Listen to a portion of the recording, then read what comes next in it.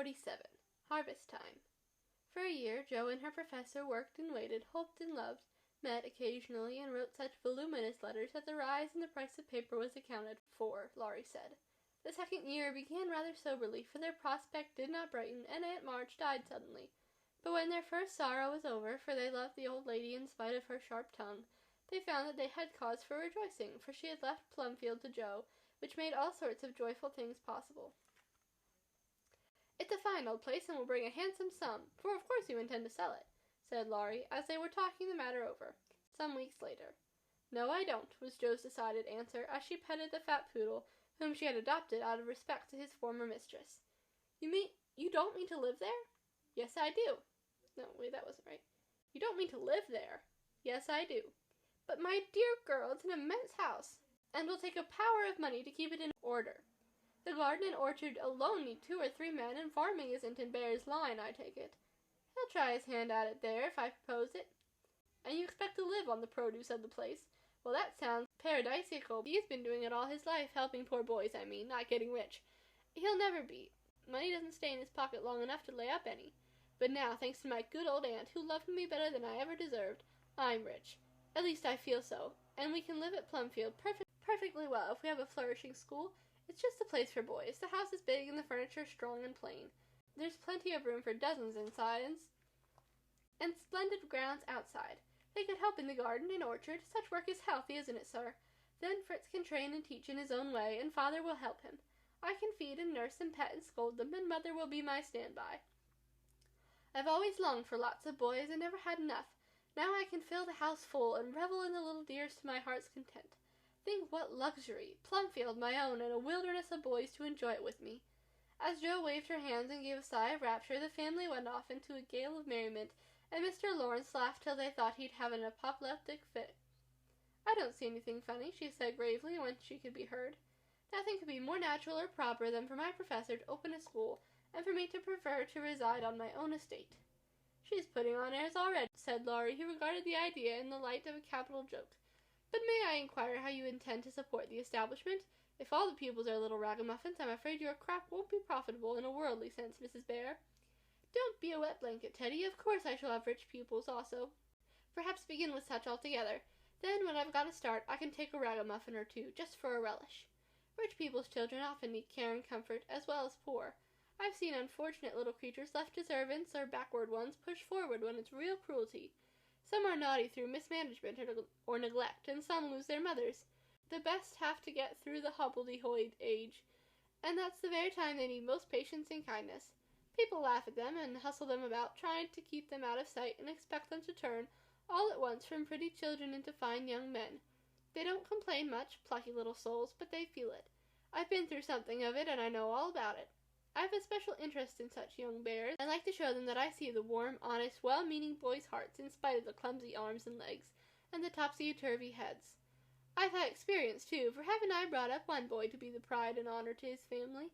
"I'll testify that you tried to do it," said Laurie, with a grateful look. "And I've succeeded beyond my hopes, for here you are, a steady, sensible businessman, doing heaps of good with your money, and laying out the blessings of the poor instead of dollars. But you aren't merely a businessman. You love good and beautiful things, enjoy them yourself, and let others go halves, as you always did in the old times.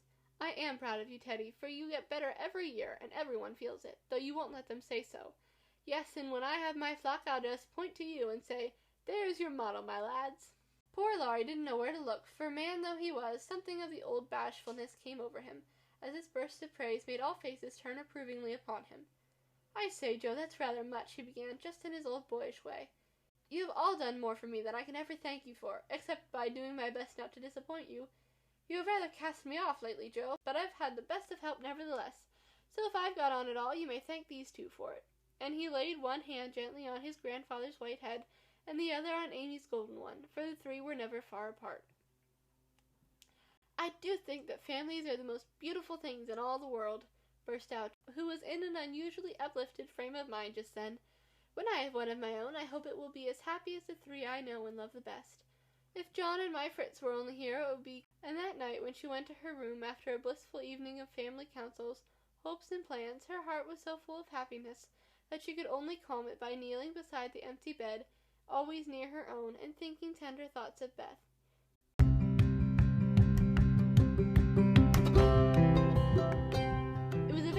astonishing year altogether, for things seemed to happen in an unusually rapid and delightful manner. Almost before she knew where she was, Jo found herself married and settled at Plumfield. Then a family of 6 or 7 boys sprung up like mushrooms and flourished surprisingly. Poor boys as well as rich, for Mr. Lawrence was continually finding some touching case of destitution and begging the Bayers to take pity on the child, and he would gladly pay a trifle for its support. In this way, the sly old gentleman got round proud Jo and furnished her with the style of boy in which she most delighted. Of course, it was uphill work at first, and Jo made queer mistakes, but the wise professor steered her safely into calmer waters, and the most rampant ragamuffin was conquered in the end. How Jo did enjoy her wilderness of boys, and how poor dear Aunt March would have lamented had she been there to see the sacred precincts of prim, well-ordered Plumfield overrun with Toms, Dicks, and Harrys. There was a sort of poetic justice about it all, for the old lady had been the terror of the boys for miles round. And now the exiles feasted freely on the forbidden plums, kicked up the gravel with profane boots, unreproved, and played cricket on the big field where the irritable cow with a crumpled horn used to invite rash youths to come and be tossed. It became a sort of boys' paradise, and Laurie suggested it should be called the Bayergarten, as a compliment to its master and appropriate to its inhabitants. It never was a fashionable school, and the professor did not lay up a fortune, but it was just what Jo intended it to be. A happy, home-like place for boys who needed teaching, care, and kindness. Each room in the big house was soon full. Every little plot in the garden soon had its owner. A regular menagerie appeared in barn and shed, for pet animals were allowed. And 3 times a day, Jo smiled at her Fritz from the head of a long table lined on either side with rows of happy young faces, which all turned to her with affectionate eyes, confiding words, and grateful hearts, full of love from Mother Bear. She had boys enough now, and did not tire of them, though they were not angels by any means, and some of them caused both professor and professor much trouble and anxiety. But her faith in the good spot which exists in the heart of the naughtiest and sauciest, most tantalizing little ragamuffin, gave her patience, skill, and in time success, for no mortal boy could hold out long with Father Bear shining on him as benevolently as the sun, and Mother Bear forgiving him 70 times 7. Very precious to Jo was the friendship of the lads, their penitent sniffs and whispers after wrongdoing, their droll or touching little confidences, their pleasant enthusiasms, hopes, and plans, even their misfortunes, for they only endeared them to her all the more. There were slow boys and bashful boys, feeble boys and riotous boys, boys that lisped and boys that stuttered, 1 or 2 lame ones, and a merry little quadroon who could not be taken in elsewhere, but who was welcome to the Bayergarten, though some people predicted that his admission there would ruin the school. Yes, Jo was a very happy woman there, in spite of hard work, much anxiety, and perpetual racket. She enjoyed it heartily, and found the applause of her boys more satisfying than any praise of the world, for now she told no stories except to her flock of enthusiastic believers and admirers. As the years went on, 2 little lads of her own came to increase her happiness. Rob, named for Grandpa, and Teddy, a happy-go-lucky baby who seemed to have inherited his papa's sunshiny temper as well as his mother's lively spirit. How they ever grew up alive in that whirlpool of boys was a mystery to their grandma and aunts, but they flourished like dandelions in spring, and their rough nurses loved and served them well. There were a great many holidays at Plumfield, and one of the most delightful was the yearly apple picking. For then the Marches, Lawrences, Brooks, and Bears turned out in full force and made a day of it. 5 years after Jo's wedding, one of these fruitful festivals occurred. A mellow October day when the air was full of an exhilarating freshness which made the spirits rise and the blood dance healthily in the veins. The old orchard wore its holiday attire. Goldenrod and asters fringed the mossy wall. Grasshoppers skipped briskly in the sere grass, and crickets chirped like fairy pipes at a feast. Squirrels were busy with their small harvesting. Birds twittered their adieu from the alders in the lane, and every tree stood ready to send down its shower of red or yellow apples at the first shake. Everybody was there. Everybody laughed and sang, climbed up and tumbled down. Everybody declared that there never had been such a perfect day or such a jolly set to enjoy it, and everyone gave themselves up to the simple pleasures of the hour as freely as if there were no such things as care or sorrow in the world. Mr. March strolled placidly about, quoting Tusser, Cowley, and Columella to Mr. Lawrence while enjoying the gentle apple's winy juice. The professor charged up and down the green aisles like a stout Teutonic knight with a pole for a lance, leading on the boys, who made a hook and a ladder company of themselves, and performed wonders in the way of ground and lofty tumbling. Laurie devoted himself to the little ones, rowed his small daughter in a bushel basket, took Daisy up among the birds' nests, and kept adventurous Rob from breaking his neck. Mrs. March and Meg sat among the apple piles like a pair of commonas, sorting the contributions that kept pouring in, while Amy, with a beautiful motherly expression in her face, sketched the various groups and compared rents and bruises. Then Joe and Meg, with the detachment of the bigger boys, set forth to supper on the grass, for an out-of-door tea was always the crowning joy of the day. The land literally flowed with milk and honey on such occasions, for the lads were not required to sit at table, but allowed to partake of refreshments as they liked, freedom being the sauce best beloved by the boyish soul.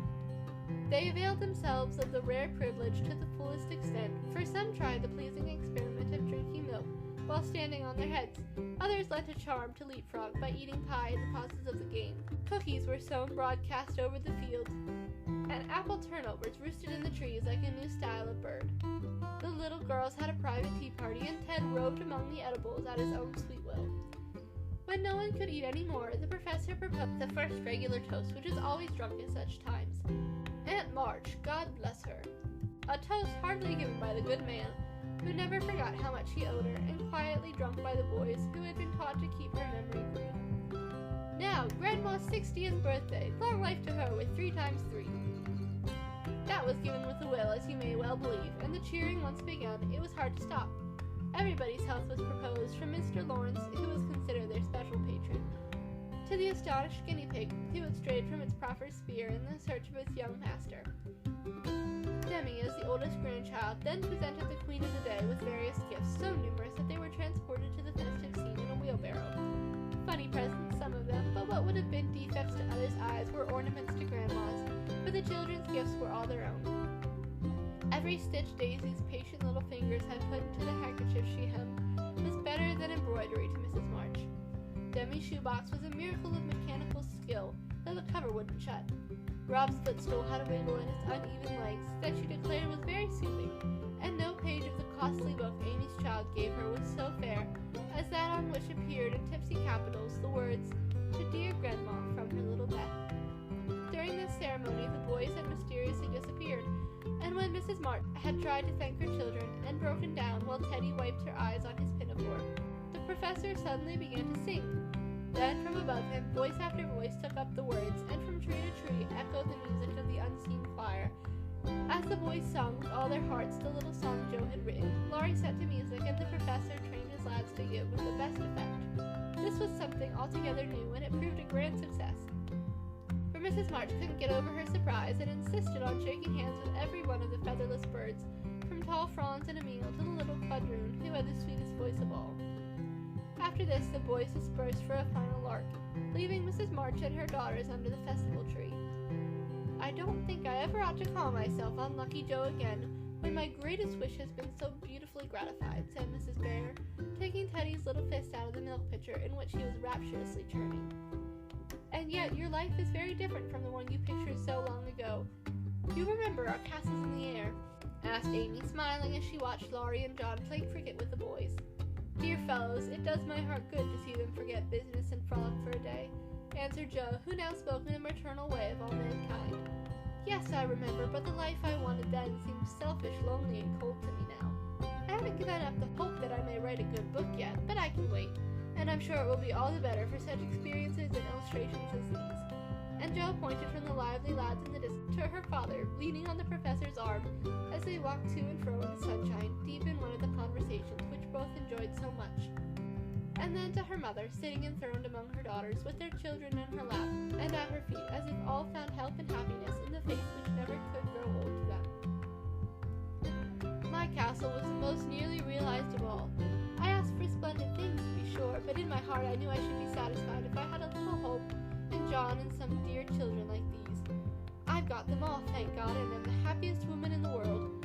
And Meg laid her hand on her tall boy's head, with a face full of tender and devout content.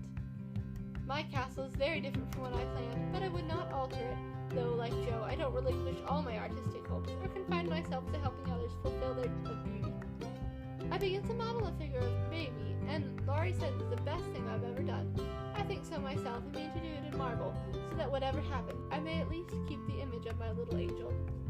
As Amy spoke, a great tear dropped on the golden hair of the sleeping child in her arms, for her one well-beloved daughter was a frail little creature, and the dread of losing her was the shadow over Amy's sunshine.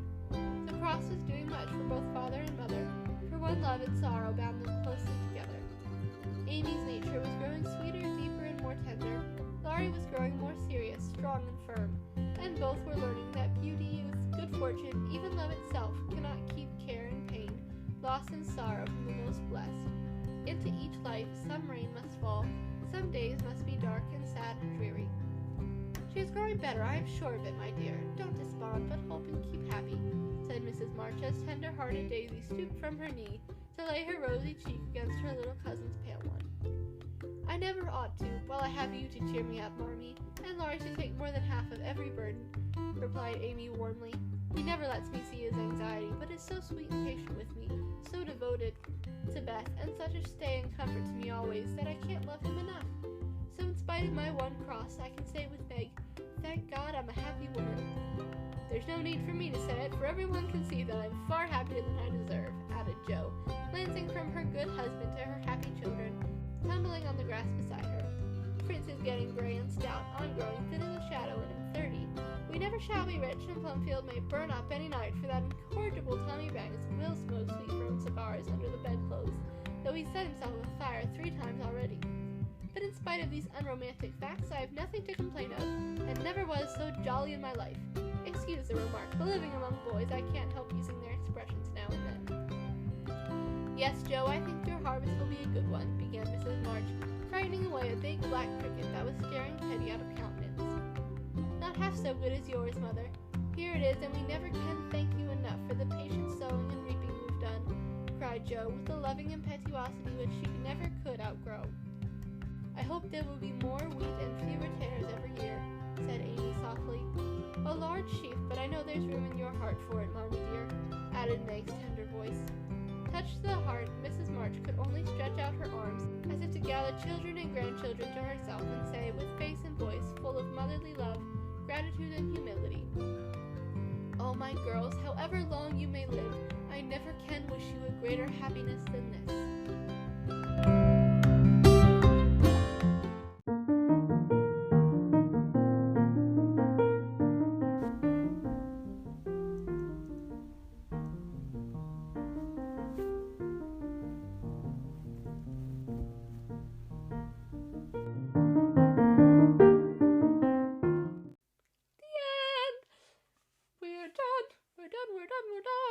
We're done.